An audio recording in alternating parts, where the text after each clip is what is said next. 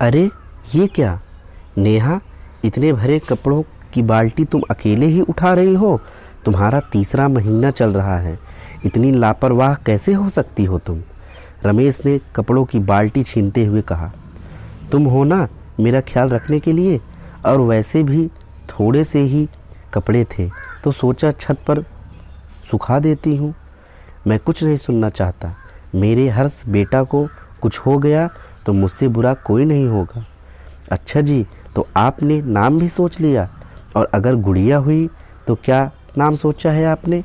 अरे नहीं, बेटा ही होगा। मैं चाहता हूँ मेरी पहली संतान बेटा ही हो। भाई साहब को भी बेटा ही हुआ था।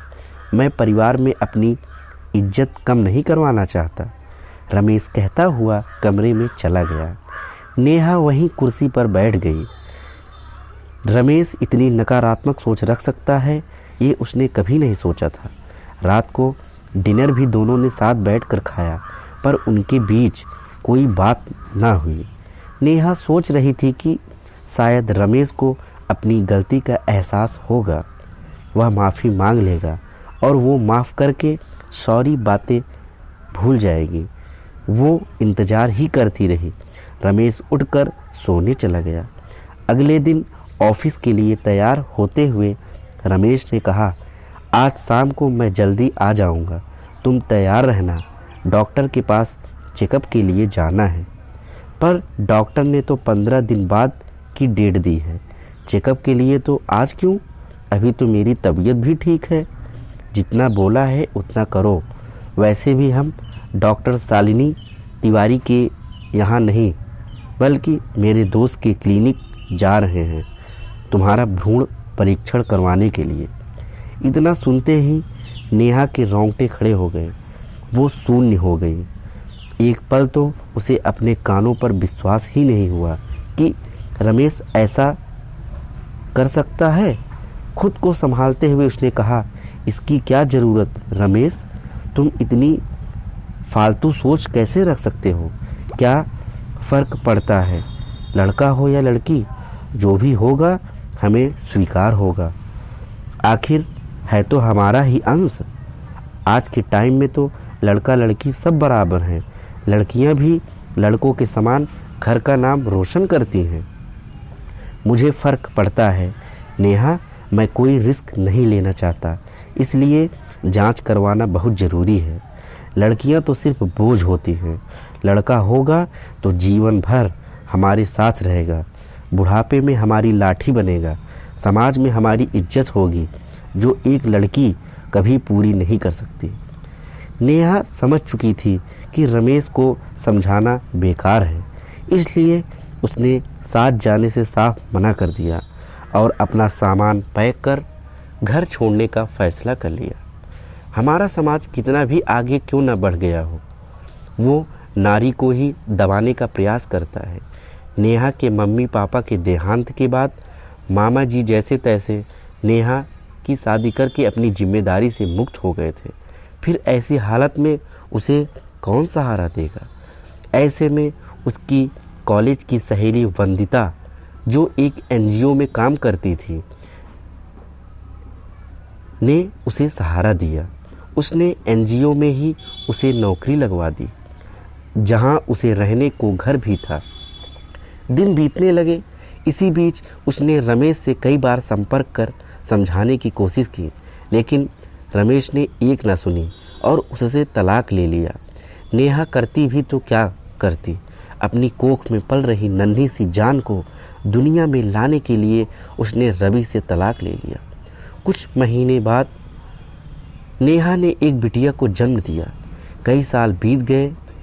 एक दिन नेहा बगीचे में बैठकर चाय पी रही थी कि तभी एक व्यक्ति को उसकी ओर आता देखा।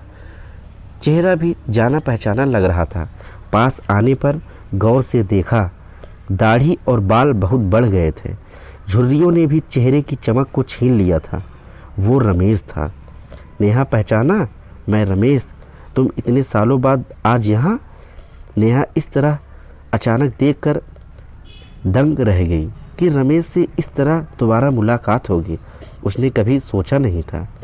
मैं एनजीओ गया था, वहाँ से पता चला कि अब तुम यहाँ रहती हो।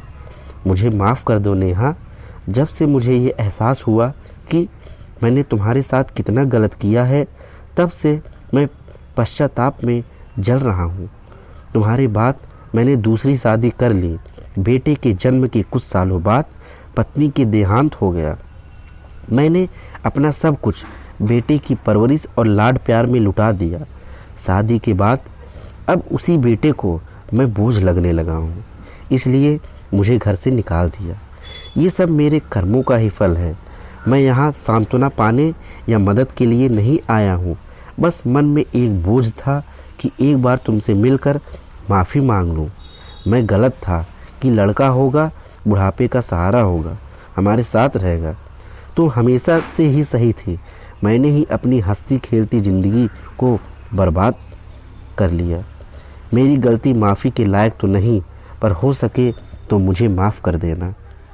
नेहा एकटक रमेश को देखे जा रही थी। उसकी आंखों से आंसू बहे जा रहे थे।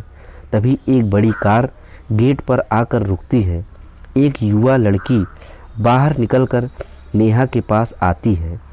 क्या हुआ माँ, आपकी आंखों में आंसू? और ये अंकल कौन है? नेहा के गले लगते हुए लड़की ने पूछा। नेहा ने जवाब दिया, ये मेरे पुराने मित्र हैं बेटा, बहुत दिनों बाद मिले हैं। और ये मेरी बेटी हर्षिता, मेडिकल कॉलेज में डॉक्टर और प्रोफेसर है। नेहा ने रमेश की ओर देखते हुए कहा। रमेश निशब्द हर्षिता को देखते जा रहा था और मन ही मन आशीर्वाद दे रहा था। तो दोस्तों, आपको ये कहानी बेहद ही पसंद आई होगी। दोस्तों, आज भी ऐसी विचारधारा रखने वाले लोग बेटों को ही ज़्यादा तवज्जो देते हैं, लेकिन करुणामयी माँ का भी ये कर्तव्य है कि वह समाज के दबाव में आकर लड़की और लड़का में फ़र्क न करें, दोनों को समान स्नेह और प्यार दें। लड़का लड़की दोनों ही प्यार के बराबर अधिकार है। धन्यवाद।